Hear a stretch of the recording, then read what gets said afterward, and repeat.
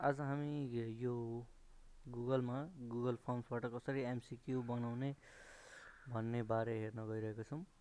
सुरुमा हामीले कुनै पनि ब्राउजरको एड्रेस बारमा गएर गुगल भनेर हाल्न सक्छौँ।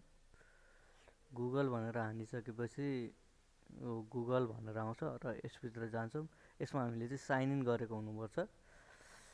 यदि अब सिधै गुगल फर्म्स भनेर हान्यौँ भने पनि गुगल फर्मको डाइरेक्ट लिङ्क आउँछ। अब यो भयो गुगल फर्ममा चाहिँ कसरी जाने भन्ने कुरा हैन। गुगल फर्म्स भनेर हामीले क्लिक गर्ने बित्तिकै यो सिधै गुगल फर्म्सको यो पेजमा आउँछ। यदि हामीले गुगलबाट गयौँ भनेपछि यहाँनिर एउटा मेन्यु बार हुन्छ। यो गुगलमा भएको एप्सहरू चाहिँ यसरी देखाउँछ र हामीले यसमा गुगल फर्म्स भनेर खोजेर यो फर्म्समा क्लिक गरिसकेपछि हामीले गुगल फर्म्स हेर्न सक्छौँ। गुगल फर्म्स हेरिसकेपछि यो यस्तो खालको पेज आउँछ। हाम्रो फर्स्टमा चाहिँ यस्तो खालको पेज आएको छ। यसको लागि अब हामीले गो टु फर्म्स गऱ्यौँ भनेपछि यसमा आउने पेज र यसमा यो नर्मल्ली आउने पेज चाहिँ एउटै हुन्छ। अब त्यसपछि हामीले के गर्छौँ भनेपछि गुगल फर्म्समा अब यो दुईटा भनेको जाने तरिका भयो हैन, दुईटा डिफ्रेन्ट तरिका। अब हामीले कुनै एउटा एमसिक्यू बनाउनु पर्यो, मल्टिपल चोइस क्वेसनहरू बनाउनु पर्यो भने चाहिँ हामीले सुरुमा एउटा ब्ल्याङ्क क्रिएट गर्छौँ। ब्ल्याङ्क क्रिएट गरिसकेपछि यस्तो खालको देखिन्छ र अब हामीहरूले यसमा भएको कुराहरू हेर्नु पर्दाखेरि के हुन्छ भन्दाखेरि यो भनेको रेस्पोन्सेसको सेक्सन हो।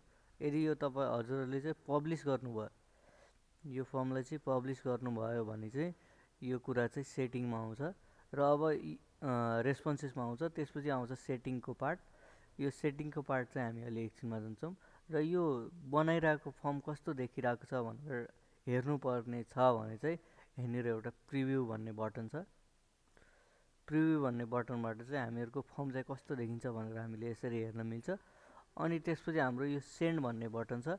यो भनेको हामीले कुनै ठाउँमा सेयर गर्नु पर्यो, यसको लिङ्कहरू चाहियो भने चाहिँ हामीले यो क्वेसन क्रिएट गरिसकेपछि यो लिङ्कहरू चाहियो भने चाहिँ हामीले यसमा जान सक्छौँ र यो आइफ्रेमको इम्बेड भनेर भन्छ।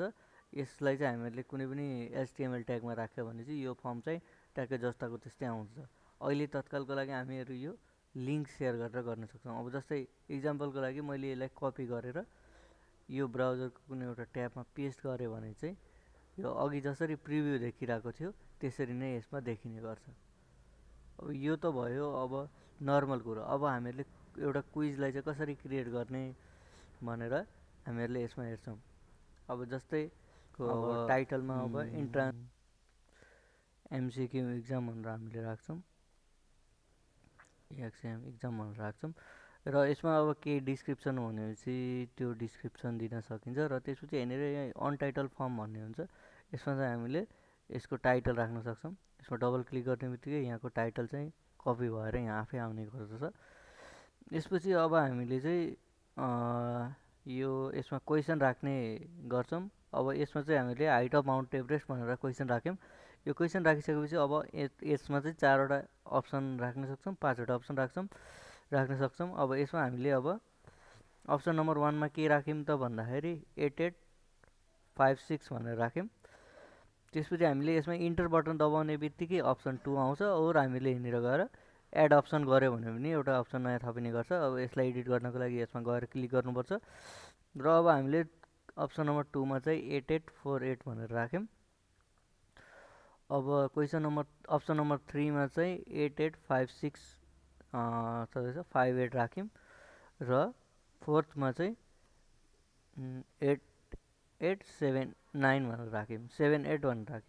अब यसरी हामीहरू 4वटा अप्सन आइसकेपछि अब हामीले चाहिँ यो रेस्पोन्स सेक्सनमा चाहिँ हामीले रेस्पोन्स हेर्न सकिन्छ र यो सेटिङ सेक्सनमा चाहिँ अब हामीले क्विज बनाउने कि नबनाउने भन्ने कुरा हामीले यहाँनिर यो स्विचलाई अन गर्ने कि अफ गर्ने अनुसार डिसाइड हुन्छ।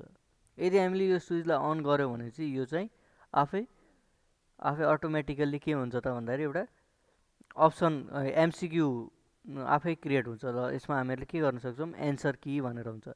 अब यसको एन्सर हामीहरूलाई चाहिँ थाहा हुनुपर्छ। अब यसको एन्सर 8848 हो भनेर हामीले यसरी थाहा पाएर यदि यसमा क्लिक गर्यो भने चाहिँ यो पोइन्ट चाहिँ त्यसकोमा एडअप हुँदै जान्छ भन्ने खालको यो कुरा हो। अब यसमा चाहिँ हामीहरूले अर्को क्वेसन पनि यसरी एड गर्न सक्छौँ। यो क्वेसन पनि माथिको जसरी एड गरेको थियौँ त्यसरी नै हामीहरूले यसमा एड गर्न सक्छौँ। अब यसपछि अब यो अप्सनमा चाहिँ हामीहरूले इमेजहरू पनि राख्न सक्छौँ होइन। अब यसमा इमेजहरू पनि राख्न सक्छौँ। इमेज राख्नु पऱ्यो भने चाहिँ यसरी इमेज राख्छौँ र यदि अब त्यो इमेजको एन्सर कुन इमेजवाला एन्सर राइट हो भनेर हामीले यसरी एन्सर कीमा गएर हामीले चाहिँ त्यसलाई यसरी राख्न सक्छौँ। अब यसपछि अब अर्को कुरा के आउँछ भन्दाखेरि यो बनिसक्यो। लेटेस्ट सपोज हामीहरूले यो झुकेर बनायौँ, अब यसलाई डिलिट कसरी गर्ने? डिलिटमा क्लिक गर्ने बित्तिकै यो चाहिँ डिलिट हुन्छ र यसलाई हामीले डुप्लिकेट गरायौँ भने चाहिँ यो डुप्लिकेट यसरी आफै आएर बस्ने गर्छ। लेटेस्ट सपोज अब हामीले फर्स्ट क्वेसनलाई डुप्लिकेट गर्नु पऱ्यो। डुप्लिकेट गर्नु पऱ्यो भने चाहिँ हामीले के गर्न सक्छौँ? यसलाई चाहिँ यसरी डुप्लिकेट गऱ्यौँ। यसलाई डुप्लिकेट गरेर यो दुईवटा क्वेसन बन्यो होइन। अब यसलाई चाहिँ भ्यू गर्नको लागि हामीले यहाँनिर एउटा प्रिभ्यू भन्ने बटन हुन्छ, हामीहरूले थाहा नै छ। यो प्रिभ्यू बटन भन्ने दबाइसकेपछि हामीले चाहिँ यसको कस्तो युजरले चाहिँ कस्तो देख्छ भनेर हामीहरूले यसरी हेर्न सक्छौँ।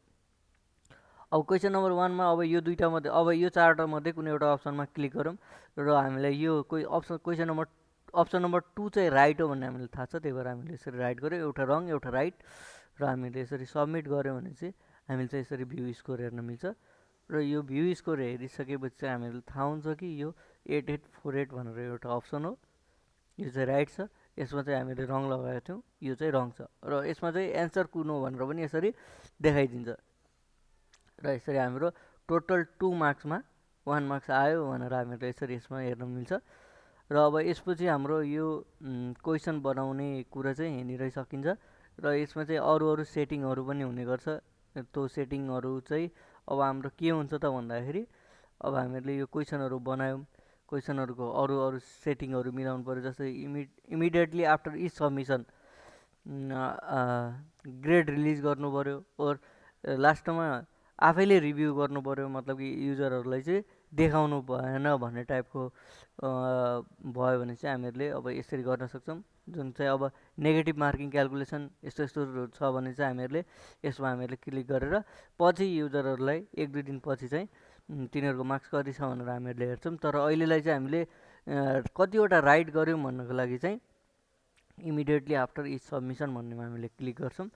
अनि त्यसपछि can see which question were answered incorrectly भनेर पनि हामीहरूले यसरी स्विच अन र अफ गर्न सक्छौँ। करेक्ट एन्सर पनि हेर्न सक्छौँ, पोइन्टको भ्यालु कति छ भनेर पनि हेर्न सक्छौँ। यसरी नै हामीहरूले यो गुगल फर्म्सबाट चाहिँ हामीहरूले यो क्वेसन बनाउँछौँ। अब यो क्वेसन बनाइसकेपछि अब हामीहरूले के गर्न सक्छौँ त भन्दाखेरि अब इमेल चाहिने हो कि होइन भन्ने कुरा हुन्छ। इमेल चाहिने हो भने चाहिँ हामीहरूले चाहिँ यसमा चाहिँ के हुन्छ, यो रातो एस्ट्रिक हुन्छ। अब नर्मल्ली हाम्रो कुनै एउटा युजरले चाहिँ डबल एउटै इमेल युज गरेर चाहिँ गर्न नमिलोस् भन्नको लागि चाहिँ हामीहरूले यसरी इमेल चाहिँ रिक्वायर्ड भनेर राखेको छौँ।